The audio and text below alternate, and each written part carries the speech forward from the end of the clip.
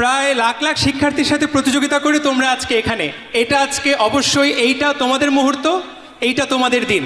তবে এখান থেকে নতুন একটা জীবন শুরু হচ্ছে। এবং আমাকে যদি জিজ্ঞাসা করো যে আমার বয়স ধরো এখন 28 বছর, গত 28 বছরের জীবনের সবচেয়ে সুন্দর সময় কোনটা, বা ভাইয়া আপনি কোন সময়টাতে ফেরত যেতে চান, আমি বলবো আমার মেডিকেল কলেজের ওই 5টা বছর।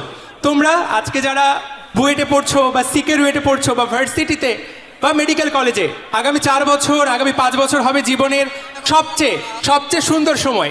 এই সময়টা তুমি পড়ালেখা করো চাই না করো, তোমার কাছে এই স্বাধীনতা, এই আনন্দটা, এইটা আর কখনোই ফিরে আসবে না। আমি বড় ভাই হিসেবে এটুকু বলবো, এটাকে যতটুকু উপভোগ করা যায়। তুমি ভবিষ্যতে কি হবা এটা আমরা এখনো জানি না। এখানে অনেকেই আমরা একভাবে শুরু করেছিলাম, এখন আরেক পেশায়। তুমি কোন পেশায় যাবে এটা আমরা কেউই জানি না। তবে এই সময়টা তুমি যাতে সর্বোচ্চ উপভোগ করো। এবং আরেকটা লার্নিং যেটা আমি শেয়ার করব, সেটা হলো ভার্সিটিতে আমরা সবাই প্রবেশ করলাম, আমাদের অনেকের লক্ষ্য থাকে আমি বুয়েটে পড়বো, অনেকের লক্ষ্য থাকে মেডিকেল কলেজে পড়বো, অনেকের লক্ষ্য থাকে ঢাকা ভার্সিটিতে পড়বো। আমার লক্ষ্য ছিল ধরো আমি ঢাকা মেডিকেলে পড়বো।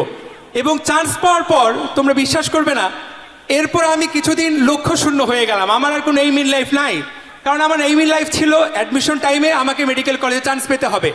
এবং তারপর আমি চান্স পাওয়ার পর দেখলাম যে আমি পড়ালেখায় মোটামুটি কেয়ারলেস, পড়ালেখা করি তো করি না, আইটেম দেই তো দেই না, পরীক্ষাগুলো ঠিক মতো দিচ্ছি, খুব একটা ভালো হচ্ছে না।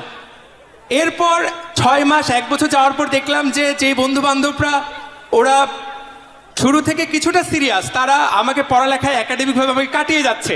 তখন আমার মনে হলো যে না, আমার একটা হলেও ছোটোখাটো হলেও গোল সেট করা দরকার। এবং তারপর আমার মনে হলো যে না, মেডিকেল কলেজে যতদিন আছে পড়ালেখার মতো করা দরকার।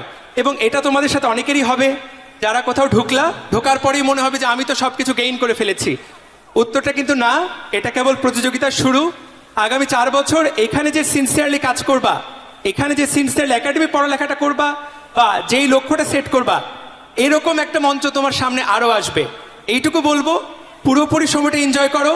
তবে শুধুমাত্র এনজয় করো না, এই সময়টাকে যতটুকু পারা যায় কাজে লাগাবার চেষ্টা করো।